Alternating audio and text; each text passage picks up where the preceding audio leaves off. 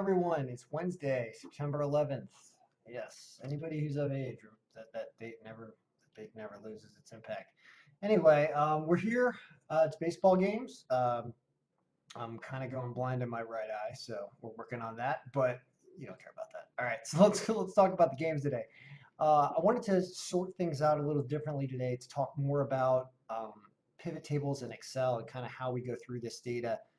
Because one of the things is sifting through the data and looking at what's important is what a data analyst does. And I think we all need to do that in the world and how we look at data. So let's talk about today. I try to order this in a way that's easy to look at, but I also want to show you different looks. So today it's saying, for example, that St. Louis is going to beat Colorado, and that's the number one pick of the day, right? And let's talk about why that is.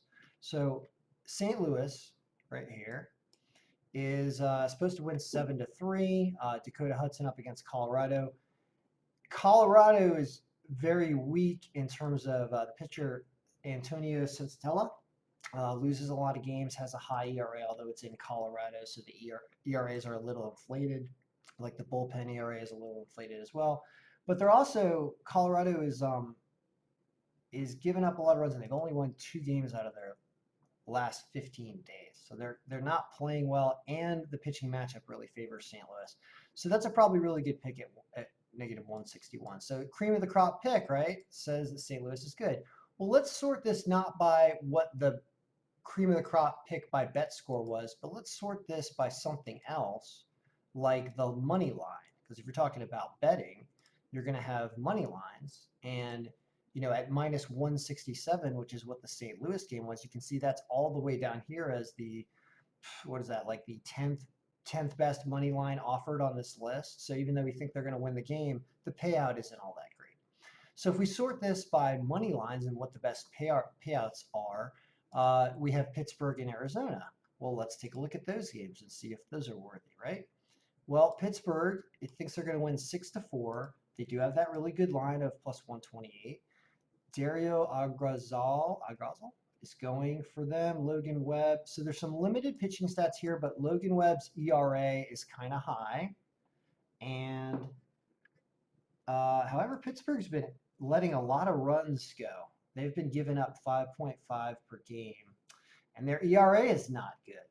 So here in this game, the reason why the bet score and why the algorithm is choosing this game is because of the line and the fact that they're going to supposedly surmount their pitching problems and outscore San Francisco because their lineup factor is better. The lineup factor is right here, which is the lineup factor for Pittsburgh's 3.3, which is derived from a player list and a bunch of stats about players. So we weight things like runs and hits and doubles and triples, and these are different percentages that I apply to each one of these categories, which determines the cumulative or aggregated lineup factor that you're looking at here. So what's interesting about that game is I see, all right, well, the Pittsburgh line is good, 6-4. I think an over is also a really good bet in this game because both teams are having trouble giving up runs and don't have great ERA factors. And so I don't know what the over under set at, but it seems like a game that might have more runs than you would think based on what's going on. And I like the over almost more than I like Pittsburgh in that game. Well, what about Arizona? The other one had a positive line, which is only 101.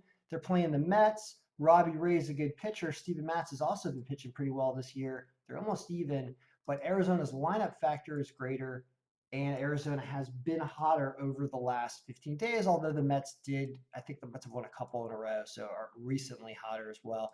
Close game, but at even money, basically, this is probably a toss-up game, which is why the algorithm says in the long run, making a straight bet on that game is a good idea. Let's see here. So, but generally, I've done this before, and it's almost always a good idea to go with the order that the algorithm's kicking out this pick rank, because it's compiling a bunch of different things in the bet score. It's supposed to be compiling them in an equitable way to really figure out what the best picks are. So, all right. Well, and then a little betting advice. I like to do round robins, which is putting a bunch of teams together in a bunch of parlay combinations. I found that using this file and sports in general, 4-team round robins are probably the most fun and also pay the best in the long run. More than that or less than that's okay too. But four teamers about as high as I'll go because it's tough to get more than four. It really is. I mean, you can hit five sometimes, but six, you're really getting the craziness. Sevens and eights, it has to be like nutty college basketball points and spreads and stuff, or football that can be pretty reliable sometimes. It's tough to hit big numbers together. So something like baseball, it's four. So do you do like these four teams on the money line or something? You can. You also want to put some good ones in here. We said that this Arizona game is like a toss up. So if you put that in a round robin, expect that could lose. But if it does win, you get a nice payout on the other games that would be more reliable. Do you want to do something with the Dodgers that just clinched their division? Do they care anymore? Are they going for like home field advantage? Baltimore's miserable anyway. Could do it. Cleveland's been really reliable lately. They've won several days in a row, so they're probably a good money line bet. All these games above bet score three supposedly are the best. So really, you've got all these nine to choose from. So if you do four and four, or even just fours all the way down, I bet if you do this, I'll lay this out and show you what the payout is. A four-team round robin has 11 bets. It's twos, threes, and fours. Combinations of parlays of twos, threes, and fours. So say that you do a $1 round robin, it's $11 bet. I will show you what that looks like with these four, and these four, and show you what happens and how that pays. Because in the long run, the round robin strategy, it has worked for several months, and I think it's worked for the whole season. I didn't go back and recreate what those pay out for the year, but I can do it, and I know it's profitable, especially recently.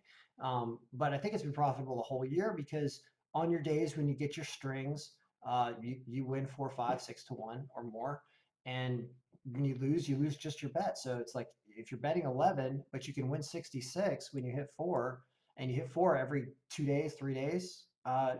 It works out. So anyway, it's because we're picking a lot of games, and a lot of times it's difficult to handicap a huge slate, but we've got robots to do this for us, so I can do it basically blind. And anyway, we're out for today. Football will be the next video we do. It's Wednesday already. Yeah, football is getting work, and then college football after that. It never ends. It never ends here. So we're out, man. Our picks be winning.